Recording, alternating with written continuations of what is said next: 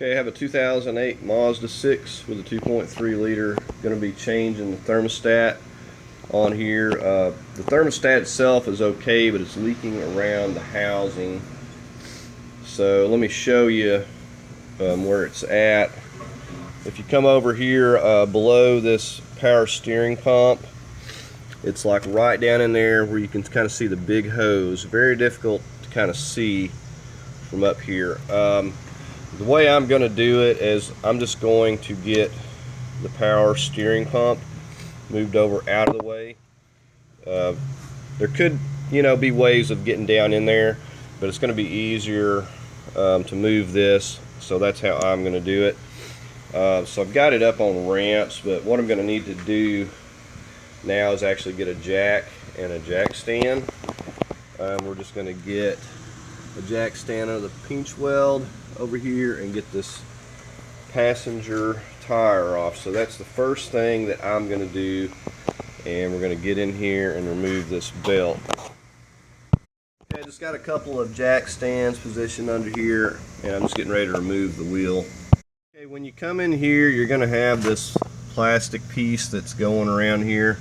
You'll need a Phillips, and you'll need something to pop those out with. It'll be something like that. Just a little piece that runs around here. Mine's been taken off. Okay, so I'm on the tensioner right there. I've got a 15 millimeter, and I just like to utilize a couple of wrenches for leverage. And we're going to push that direction, and then we'll just slip this belt here right off. And just slip it off like that for now. It'll be fine. Okay, so I'd like to get a clean pan because I'm going to drain this antifreeze, but I'm going to reuse it, and I'll just put it back in a jug, unless it's dirty and needs changed. And I'll usually run it through another little filter or some cloth or something, or a screen, and just put it back in there. Okay, so we're right here at the center of the car, right here in the center. We'll come down below and look right in here, and you can see just need a Phillips, and we can just take this spout loose right here with a Phillips screwdriver. And I'm just gonna, you don't have to drain a lot, but you want to drain it down enough to where it's not going to be overflowing when you go to taking that thermostat. So just drain this down some. I like just to drain it down about halfway. Okay, and this is that little plug that comes out of the center there. I just took it completely out. Just put that so you don't lose it. I've just got it up here draining now. I put it on this little stand just so it wouldn't be splattering as bad anyway. Okay, I've just went ahead and slipped that belt off. Let's go ahead and push right here and pull that connector out of the way. These are 10 millimeters. I'm just getting these up on top. And if they haven't been broken loose before, they'll be pretty snug. And we're going to have one more that's right underneath here we're going to get to next. We're going to use a ratchet and an extension and try to get under there to get to that, but we only have these three. I'm going to just go ahead and take these top two out here first, since they're the easiest to get to. Okay, this bottom one you kind of have to feel for here. I can't really show you, but if you come down here to the front of the pulley and just reach right here, about just right behind the pulley, right here where you see my fingers, it's like right up, just right behind that pulley, about middle ways right there. And we're just going to reach down there and get that one loose, but it's just right there up close to the front of that pulley. Just wanted to show you how I'm positioned with the ratchet. I've got an extension, and it's just going right back behind that pulley right there. And I'm going to turn it, come back this way, pull towards me, and break it loose. But that's how I'm getting on here. I'm coming right back behind that line on this reservoir with the extension and breaking that one loose. You'll notice that top bolt doesn't come out because this line's in the way, but it's fine, just leave it just like that. And I'm just going ahead and getting it on loose here now. And just take some wire, rope, something. I'm using a bungee cord just to kind of pull it over out of your way. Now we can see down in here just fine. And we're going to go to working. We're going to have 3 of these 8mm or a 5/16 will work. We got 2 on the top and 1 down on the bottom. So before I remove the clamps, I'm just going to go ahead and work on getting these 8mm out, and then we'll pull it back and it'll be much easier to mess with the clamps. So we're going to go ahead and get this one, and then we'll get the one on the bottom, which is going to be the more difficult one. Okay, I'm using just a short extension and a 8mm on my ratchet, and I've gotten to these top two easily just by working it in there like that. And I'm just getting ready to get on the bottom one here. Okay, so I'm down here on this lower one, and I just kind of pushed this hose up and felt. You have to just kind of feel for it. Now it probably would be a little bit easier at least to take that top hose loose, but I could just feel for it and get to it. But you can do it whichever way you want. You can take your hoses loose. I just prefer to do it this way and get pull it back here so the clamps are easier to get to, because usually I fight more with the clamps. But whatever is easiest for you, because that bottom one's kind of to the, it's down below and it's more to the right side, like farther over to this side, and you just have to kind of feel for it with those hoses there in the way. I just got the lower out. I'm just going ahead and taking these top ones the rest of the way out now, and they're both loose, so I can just do those by hand. And when getting these, you'll want to have you a magnet. You can spend half a day looking for a bolt that falls down in there on the engine. Okay, and you want to have your pan positioned under here once you get that last final bolt out. You can see with that loose, you can pull it right on up here and easily get to these clamps. I've already got the one pushed down, and just getting ready to push this one down, and we'll go ahead and remove it. You'll also have to take a screwdriver and kind of work these things loose, because they'll be really glued on there. And you can notice the reason for the leakage is this O-ring that's supposed to be around here is completely flattened out. And just let me show you on. So it's supposed to look like that. That's a good one. Okay, so just work you a screwdriver around in these a little bit, and then it'll come off without too much trouble. Okay, so there's the old one off, and I doubt that it's ever been changed.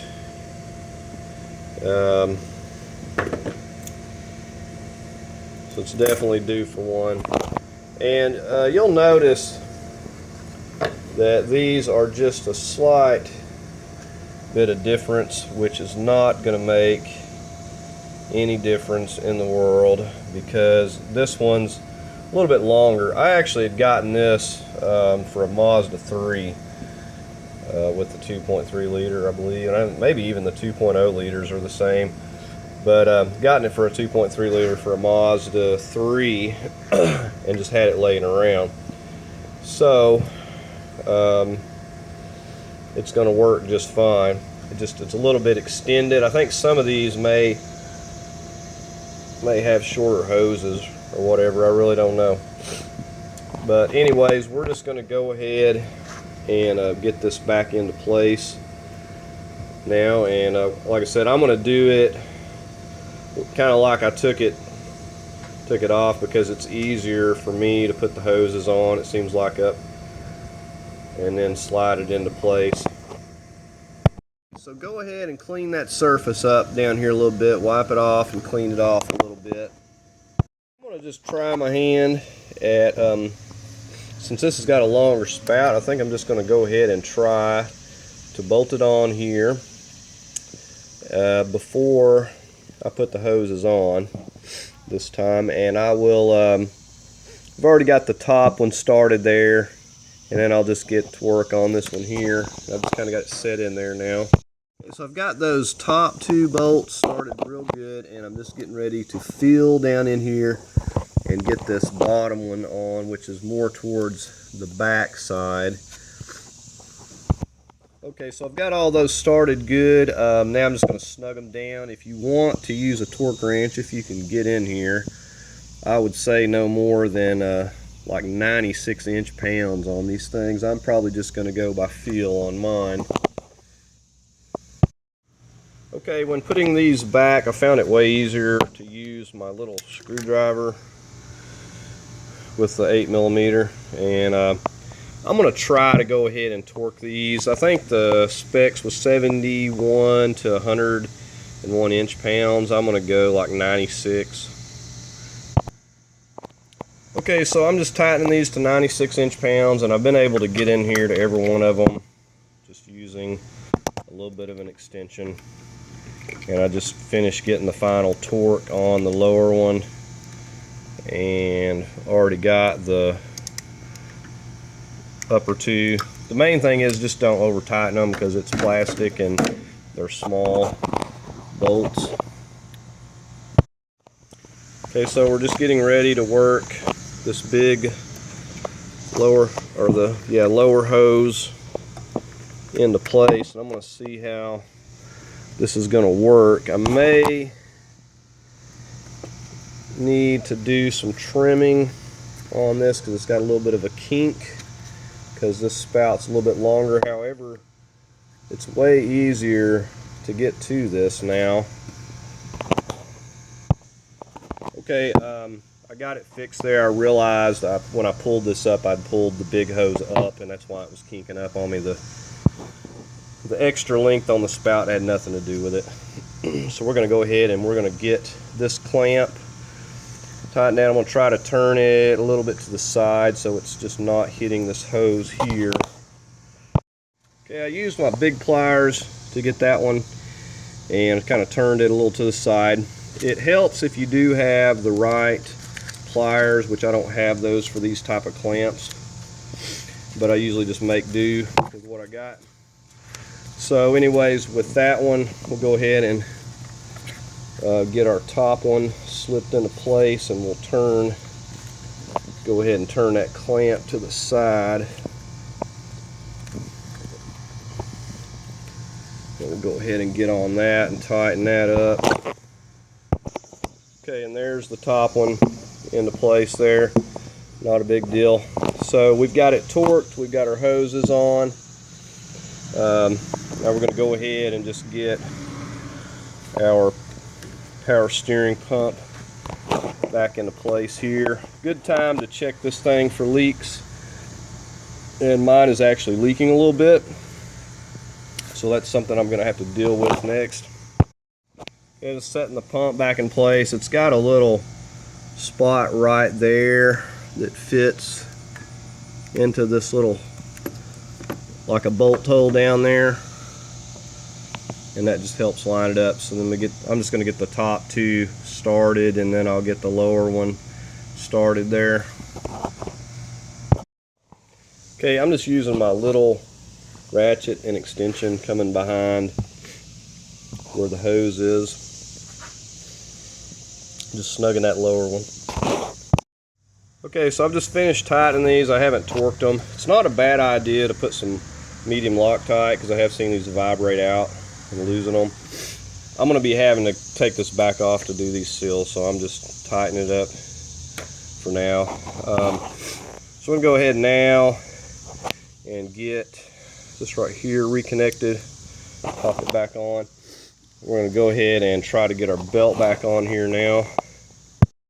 Okay, so I've just got the belt back on, and now I'm just getting ready to get over here and get my wheel back on. If you haven't replaced the little plug in the radiator, go ahead and put that back there when you took that out.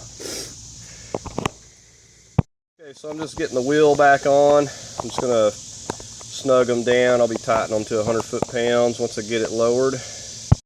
Okay, so I've got the wheel back on. We've got it, got the jack stands out from under there, and so we've got our belt and everything back on, so we're ready to go. This is going to conclude the video.